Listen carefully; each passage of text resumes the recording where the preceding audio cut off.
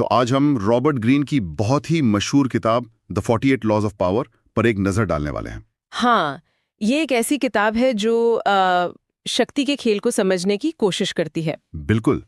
और इसमें इतिहास के बड़े बड़े नामों से उदाहरण लिए गए हैं। आज हम इसके दो बहुत ही दिलचस्प नियमों को देखेंगे जो धारणा मतलब परसेप्शन को कंट्रोल करने के बारे में है। तो चलिए शुरू करते हैं। तो पहला नियम है अपने मालिक से कभी आगे ना चमकें। सुनने में थोड़ा अजीब लगता है ना? हाँ बिल्कुल। इसका एक क्लासिक उदाहरण है फ्रांस के वित्त मंत्री निकोलस फूके का। उन्होंने अपने राजा लुई 14वें को इम्प्रेस करने के लिए एक शानदार पार्टी दी। बहुत ही शानदार। हाँ, इतनी जबरदस्त कि हुआ ये कि राजा खुश होने के बजाय असुरक्षित महसूस करने लगे। अच्छा? उन्हें लगा कि अरे मेरा मंत्री तो मुझसे भी ज्यादा काबिल और लोकप्रिय है। और नतीजा ये हुआ कि राजा ने एक झूठा बहाना बनाकर फूके को हमेशा के लिए रास्ते से हटा दिया। और यहाँ पर जो मनोविज्ञान है ना, वो बहुत दिलचस्प है। बात आपकी काबिलियत की नहीं है, बात है सत्ता में बैठे व्यक्ति को सुरक्षित महसूस कराने की। सही है। फूके की गलती ये नहीं थी कि वो काबिल थे, गलती ये थी कि उन्होंने राजा को असुरक्षित कर दिया। स्रोतों में गैलीलियो का एक बेहतरीन उदाहरण है जिन्होंने ठीक इसका उल्टा किया। हाँ बताइए। जब उन्होंने बृहस्पति के चंद्रमाओं की खोज की तो उन्होंने इसका श्रेय खुद नहीं लिया, उन्होंने इसे अपने संरक्षक मेडिसी परिवार को समर्पित कर दिया। अच्छा। उन्होंने उन चंद्रमाओं का नाम मेडिसी सितारे रख दिया।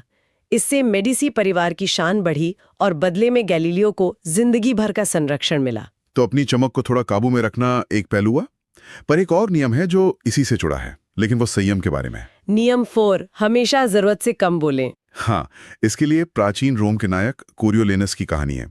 वो एक महान सैनिक थे और लोग उनका बहुत सम्मान करते थे, लेकिन तब तक जब तक वो चुप थे। बिल्कुल। जैसे ही उन्होंने राजनीति में आके बोलना शुरू किया, उनके शब्दों से उनका अहंकार और घमंड साफ दिखने लगा।